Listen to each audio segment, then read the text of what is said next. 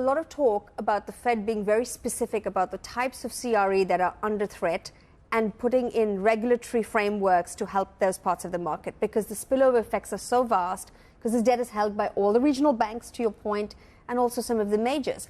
So the question is, how do you put some guardrails around that risk? And we know that the regulators are looking at that very, very closely. The answer to your question is, if you're in those parts of the market where your cap rates have really gone the other way, where you're struggling with rents, there's a secular trend away from urbanization in your neighborhoods, you're going to struggle to find refinancings at this point. There are so many interesting parts in your notes from Raymond James this morning. Just gonna try and make up for the desk errors. Were the wisdom tree notes good too? Yeah. No, they were rubbish. But the Raymond James ones are excellent, far better shot. Including the fact that private equity, and they've got all this powder dry, and people are waiting for them to spend that money. Well, I mean, the incentive for them to spend it still isn't there because we haven't had interest rate cuts. They can just put it on deposit and earn a pretty respectable amount of money. What is private equity? I mean, with your window into their thinking, what do you think they're thinking about? What are they trying to do next? Because at the moment, we're just all waiting for them to spend these trillions of dollars. Well, do you know who's waiting most? All the banks. And to the Barclays story, all the M&A investment banking practices are waiting for them to start spending cash and selling companies.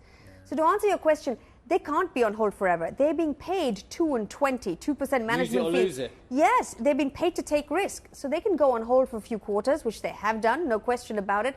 But they can't go on hold forever because investors will then penalize them for not spending the cash, not taking the risk with it, given all the other return profiles they have out in the equity and the bond market.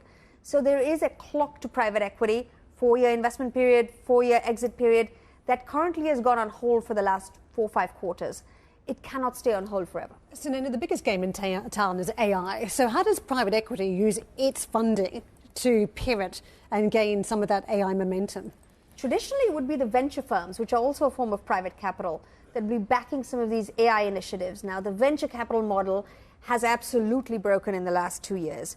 There's not enough institutional investors backing venture funds to back some of these startups. So there's an interesting supply-demand of cash imbalance that's going into some of these more venture-esque investments.